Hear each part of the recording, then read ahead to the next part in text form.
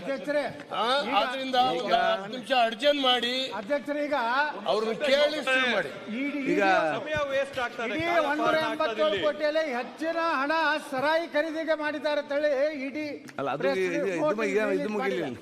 ಆದ್ರೆ ಇಂಥ ಗಂಭೀರವಾದಂತ ಭ್ರಷ್ಟಾಚಾರ ಪ್ರಕರಣದಲ್ಲಿ ಸಂಬಂಧಪಟ್ಟಂತ ಮುಖ್ಯಮಂತ್ರಿಗಳು ಅವ್ರ ನೈತಿಕ ಜವಾಬ್ದಾರಿ ಇದೆ.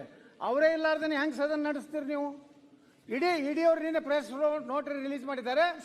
ಮ್ಯಾಕ್ಸಿಮಮ್ ಹಣ ಸರಾಯಿ ಓಡೋಡಿ ಒಬ್ಬೊಬ್ಬರೇ ಬರೋದು ಬೇಡ. ಇಡಿ ಪ್ರೆಸ್ ನೋಟ್ ಮಾಡಿದೆ. ಆದ್ರೆ ಮುಖ್ಯಮಂತ್ರಿಗಳಿಗೆ ಇದ್ರ ಬಗ್ಗೆ ಯಾವುದೇ ಉಪಮುಖ್ಯಮಂತ್ರಿಗಳಿಗೆ, ಮಂತ್ರಿಗಳಿಗೆ, ಸಚಿವ ಸಂಪುಟದಲ್ಲಿರುವಂತ ಸಚಿವರಿಗೆ ಯಾವುದೇ ರೀತಿಯ ಜವಾಬ್ದಾರಿ ಇಲ್ಲ, ನೈತಿಕತೆ ಉಳಿದಿಲ್ಲ. ಮಾತಾಡಿದ್ರೆ ಮಾದೇವಪ್ಪ ಅವರು ಇದ್ದಾರೆ, ರಾಜಣ್ಣ ಎಲ್ಲ ನೋಟ್ ಮಾಡ್ಕೊಂತಾರ. ಅವರು ಎಲ್ಲ ನೋಟ್ ಮಾಡ್ಕೊಂಡ್ಮೇಲೆ ಸಿಎಂ ಅದು ಕರೆಕ್ಟ್ ಆಗಿ ಉತ್ತರ ಕೊಡ್ತಾರೆ.